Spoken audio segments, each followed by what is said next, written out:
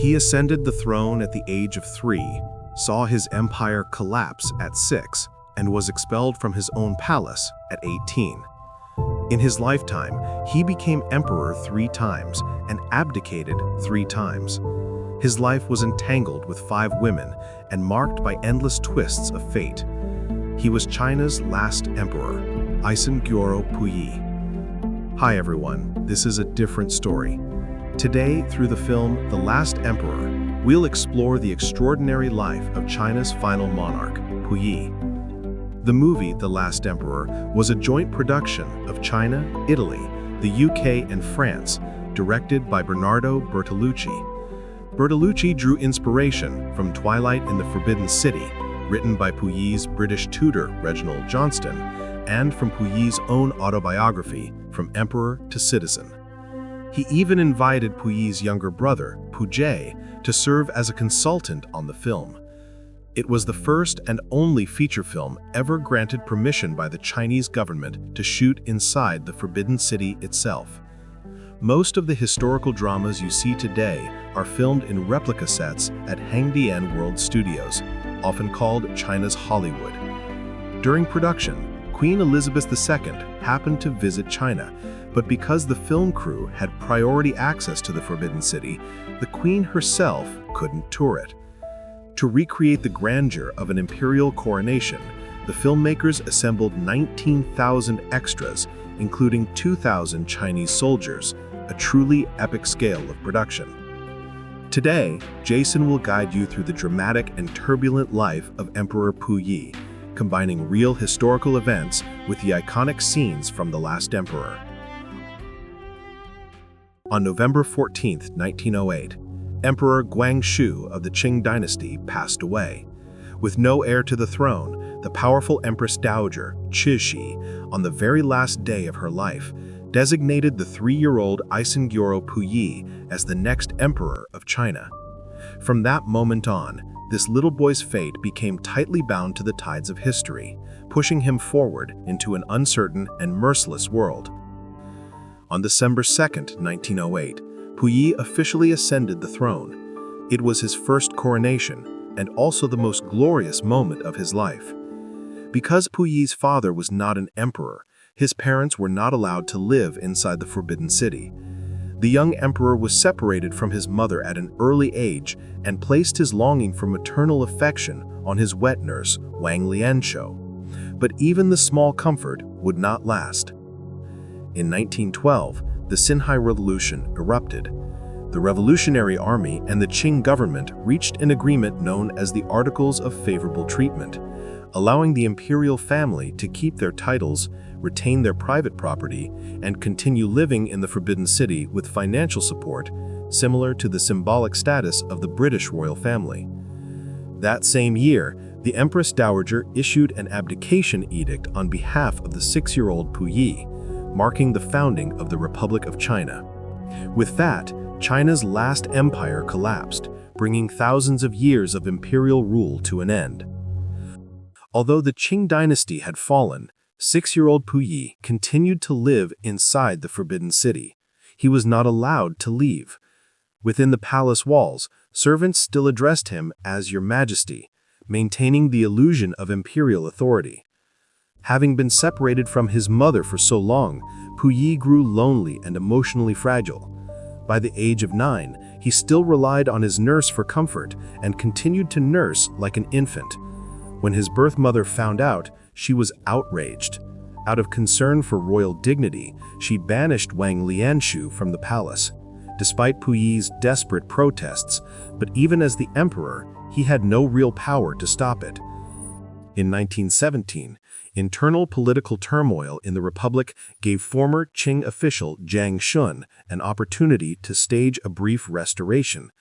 On July 1st, 11-year-old Puyi was placed back on the throne for the second time. Yet this second restoration lasted only 11 days before collapsing once again, forcing Puyi to abdicate for the second time. In 1919, a Scottish man named Reginald Johnston arrived at the Forbidden City as Puyi's foreign tutor. Johnston taught him English, mathematics, world history, and geography. The two developed a close relationship, and under Johnston's influence, Puyi's worldview expanded. He became fascinated by the modern world and eager to learn about Western civilization. Inspired by this new perspective, Puyi ordered the dismissal of all eunuchs from the palace and secretly began to dream of studying abroad in Britain. But reality soon crushed that dream. Johnston discovered that Puyi was severely night-sighted and tried to get him a pair of glasses. However, in the royal family's eyes, eyeglasses were considered a foreign product, unfit for a Chinese emperor.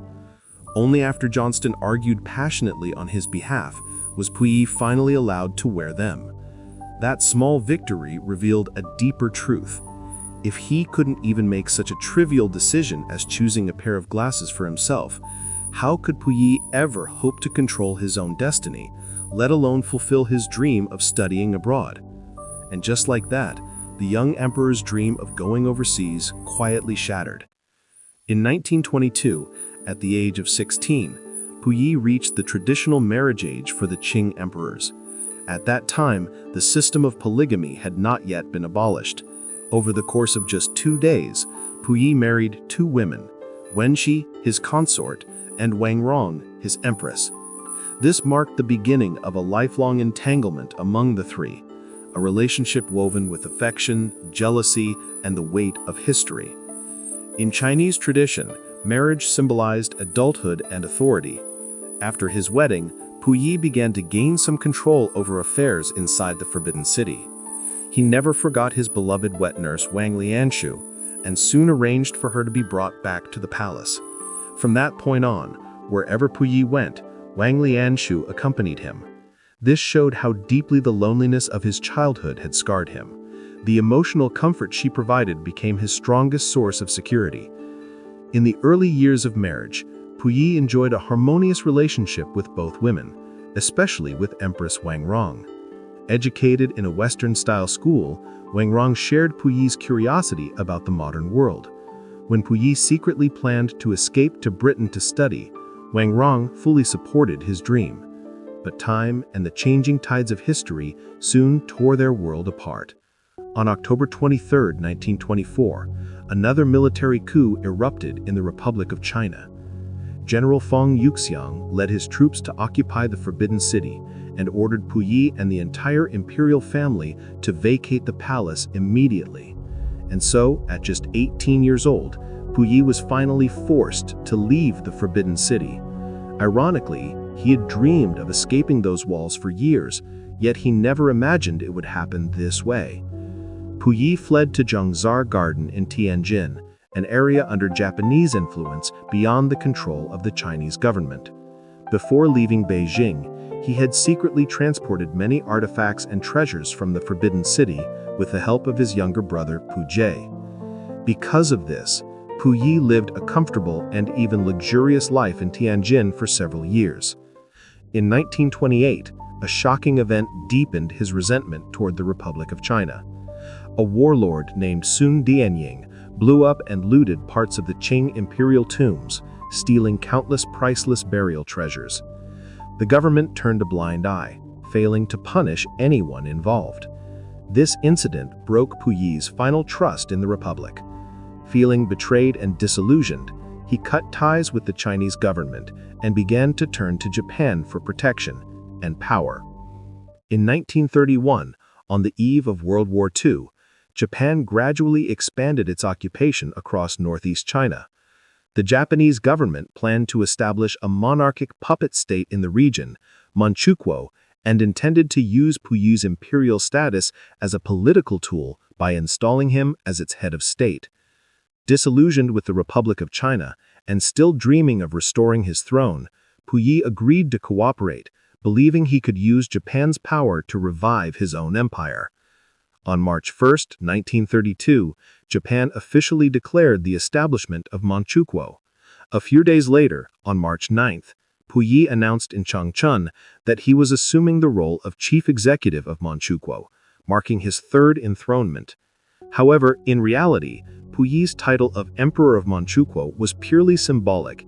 All major decisions required approval from the Japanese Kwantung Army, which controlled every aspect of the state's political and military affairs. Puyi soon realized that he was nothing more than a puppet, a figurehead manipulated by Japan for its colonial ambitions.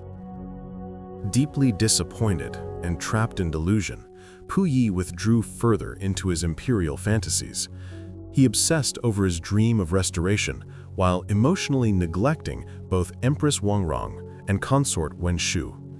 Wen Shu, influenced by modern ideas and frustrated by Puyi's indifference, requested a divorce, something unprecedented in Chinese imperial history. Despite his Western education, Puyi saw the idea as an unbearable humiliation to his royal dignity and refused. In August 1931, Wen Shu publicly announced her intent to divorce Puyi through a newspaper. By October, with the help of lawyers, she officially divorced him, becoming the first and only woman in Chinese history to divorce an emperor. After the divorce, Wen Shu led a quiet, independent life. She worked as a teacher and later as a proofreader in a publishing house. In 1947, she remarried, but just a few years later, in 1953, she died of illness at the age of 44. After Wen Shu's departure, Puyi blamed Empress Wangrong, believing she had driven Wen Shu away out of jealousy. From then on, his relationship with Wangrong grew increasingly cold.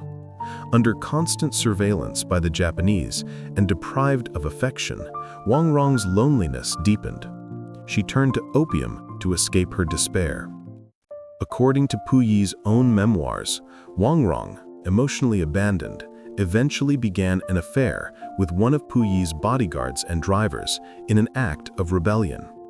She became pregnant with the man's child, which infuriated Puyi. When the baby was born, Puyi ordered it killed immediately, an act that shattered Wangrong's sanity. From then on, her mental health deteriorated completely.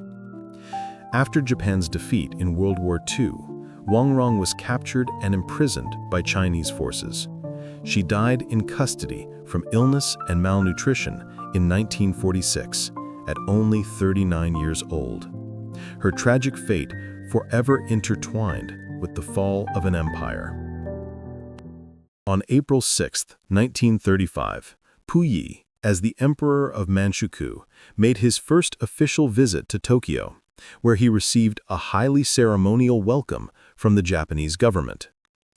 5 years later, on June 26, 1940, he visited Tokyo a second time, personally greeted by Emperor Showa. This visit marked the last moment of grandeur in Puyi's life as a monarch.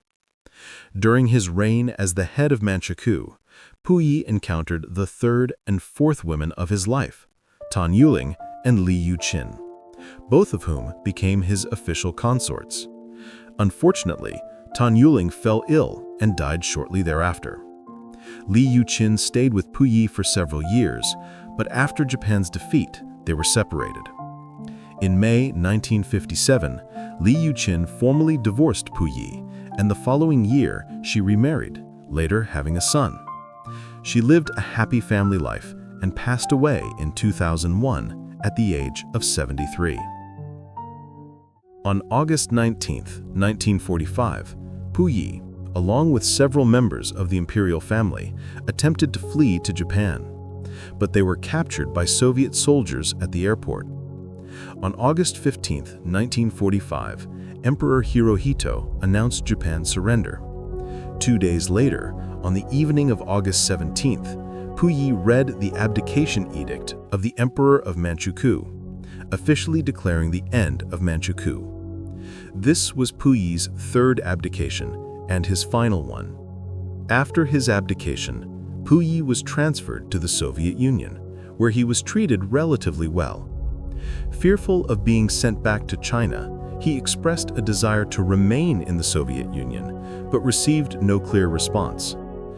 Between August 16th and August 27th, 1946, Puyi attended the Far East International Military Tribunal 8 times, debating with defense lawyers.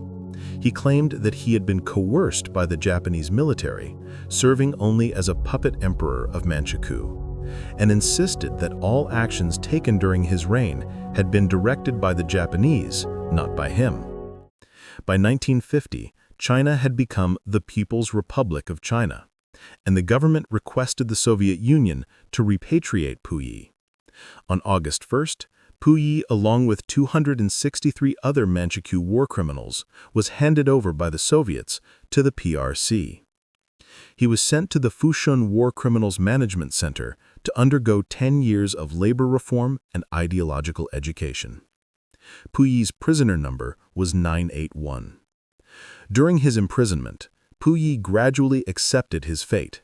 He learned to dress himself, tie his shoes, and come to terms with the reality that he was no longer an emperor, but an ordinary man. On December 4, 1959, the Supreme Court of China issued a special pardon for Puyi. He was released from Fushun and returned to Beijing on December 9th. Back in Beijing, Puyi was assigned to work at the Beijing Botanical Garden of the Chinese Academy of Sciences as a gardener and ticket seller. By then, the Forbidden City, once his childhood home, had been converted into a museum. Curious to revisit his former home, one day Puyi returned to the Forbidden City with a few friends. At the entrance, he was stopped by a ticket clerk. Frowning at the thought of having to buy a ticket to see his own childhood palace, he hesitated, but then remembered he was no longer an emperor and paid for the ticket. Interestingly, when Puyi reached the former residence of Emperor Guangxu, he noticed that the photo on the wall was of his father, not Guangxu. He called over a staff member and pointed out the mistake. The expert in charge, seeing Puyi, laughed and said, "Who are you? How can you say it's wrong?" Puyi calmly replied, "The person on the wall is my father." The staff quickly verified Puyi's identity and corrected the photo, a small yet poignant moment of recognition for China's last emperor. Later, Puyi worked as a specialist for the Cultural and Historical Data Research Committee. In 1962, he married Li Shushen, a 37-year-old nurse, while he was 56. Their marriage was filled with happiness and mutual affection, yet their good fortune was brief. Puyi and Li Shushen were married only for 5 years. In 1967, Puyi passed away from uremia at the age of 67. Li Shushen lived until 1997, when she died of lung cancer at the age of 72. Now, let's return to the film. The Last Emperor premiered on October 23, 1987, sweeping 9 awards at the 60th Academy Awards, including Best Picture, Best Director, and Best Adapted Screenplay. At the beginning of the film, the young Puyi is presented with a caged cricket by a court official when he ascends the throne. At the end of the movie, the elderly Puyi returns to the Forbidden City, finds the same cricket cage on the dragon throne, and gives it to the museum administrator's son. The boy opens the cage, and the cricket crawls out. This cricket symbolizes Puyi's life. From his birth in 1906 to his death in 1967, he appeared noble and majestic, but was forever trapped in the cage of his fate, until the very end of his life. That's it for today's story. If you're interested, you can watch the film The Last Emperor, or read Puyi's autobiography, From Emperor to Citizen. This is a different story. See you in the next story.